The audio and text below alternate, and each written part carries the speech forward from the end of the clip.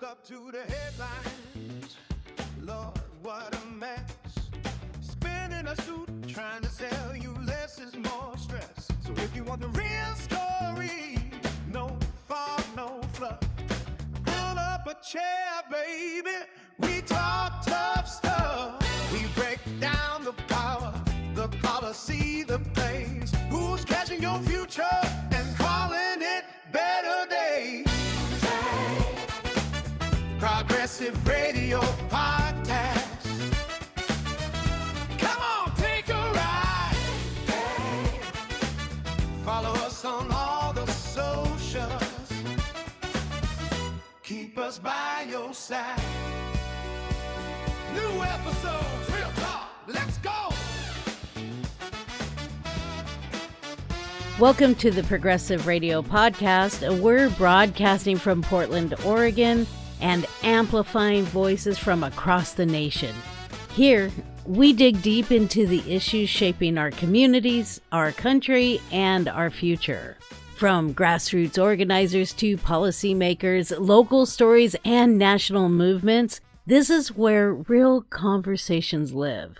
Bold, informed, and unapologetically progressive. I'm your host, Sherry Meredith, and I am so happy you're here. Let's get started. Let's start with work because everything else rides on it, right? Rent, food, childcare, healthcare, your whole nervous system. Mass layoffs don't end when the headlines move on. They get normalized, and that normalization is in its own kind of violence. Not the dramatic kind that makes the national news for 24 hours. The slow kind that empties your savings account, shrinks your life, and tells you to be resilient while CEOs get bonuses for right-sizing. Companies say they're restructuring like it's an IKEA furniture piece, but somehow the workers are always missing the screws. When people say layoffs, everyone pictures a tech worker with a kombucha and a standing desk. But in the Portland metro area, the pain doesn't stay inside one industry. It spills into the larger community. When a big employer trims, it hits the entire ecosystem. The contractor who was booked out for 3 months suddenly has massive cancellations. The photographer and the graphic designer lose reoccurring clients. The small shop owner, they see fewer weekday sales consistently. And that daycare gets fewer and fewer enrollments. Layoffs don't just cut your paycheck, they cut circulation. And when the money stops circulating, communities start holding their breath. This isn't a tech story, it's a local economy story. Now, AI is another story that businesses are using, but don't get me wrong. It is a real investment where companies are pouring money into automation tools and new systems. But here's the trick. A lot of executives are using AI like a magic wand to make old decisions sound futuristic. Some of those cuts were already on that eraser board in the war room, right? Budget tightening, reorgs, shareholder pressure, and the mentality of do more with less that we've lived with for decades. AI just becomes a shiny excuse you can say on an earnings call without admitting the plan to squeeze labor. Which, by the way, I have an issue with because I have an MBA and I went to college. I have a bachelor's and an MBA.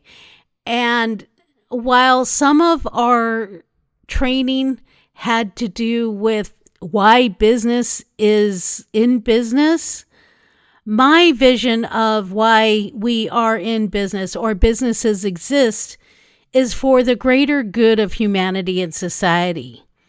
But over the past 30, 40 years, it's become more and more that a business exists to make a profit.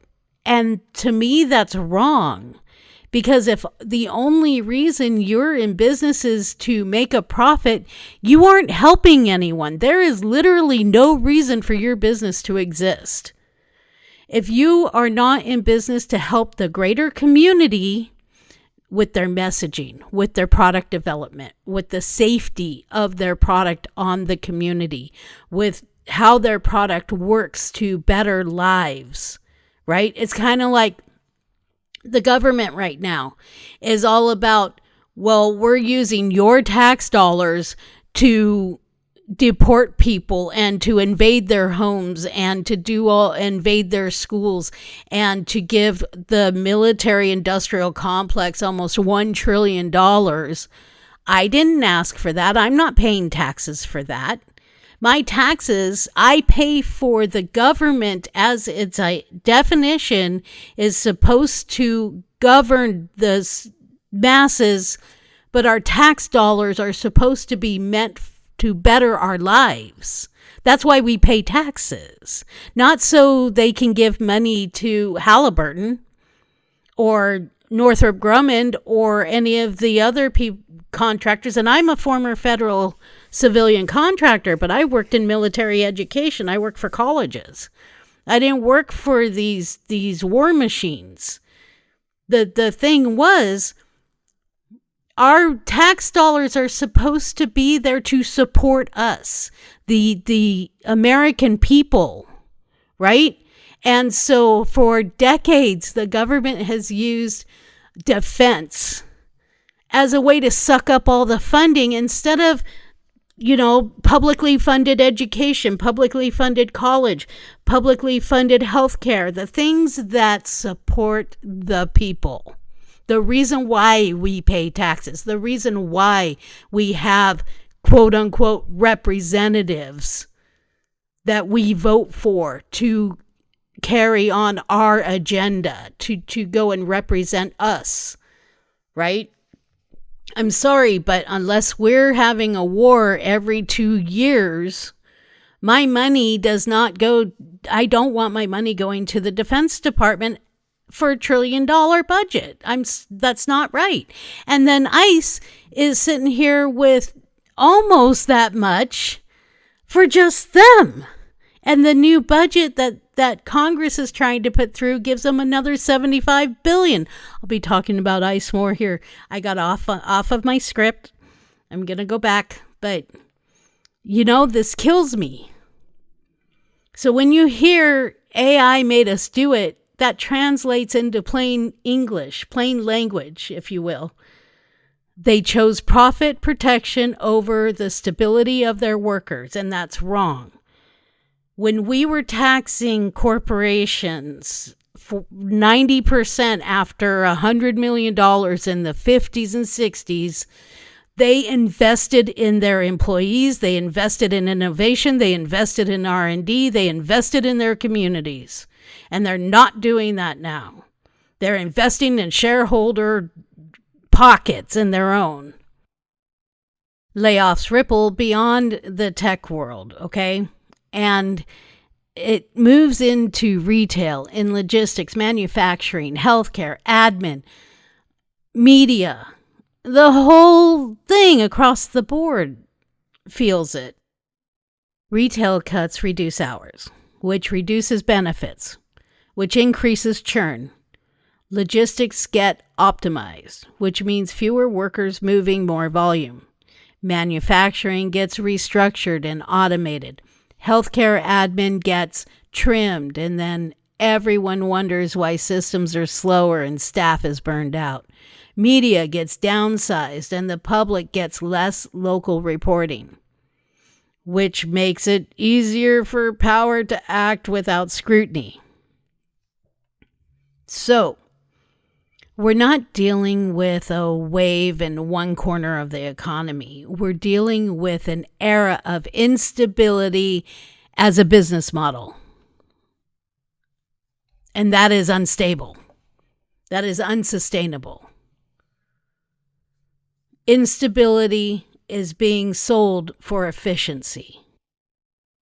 Layoffs weaken organizing power and keep wages disciplined. Here's the part that they don't say out loud. Layoffs don't save money. They change behavior. When people are scared, they don't negotiate. They don't push back. They don't unionize. They don't ask for raises, and they don't report unsafe conditions. They keep their heads down and hope that they aren't next. That's what wage discipline really means. A workforce too anxious to demand fair pay, predictable schedules, or basic respect. And when organizing power drops, wages stagnate and profits climb. Not because workers become less valuable, but because fear becomes a management tool. And when economic security collapses, people become more vulnerable to every other kind of power, landlords, employers, and yes, enforcement. Because when your life is unstable, you're easier to control, and they know that. Which is why we have to talk about what public safety is starting to mean in this country.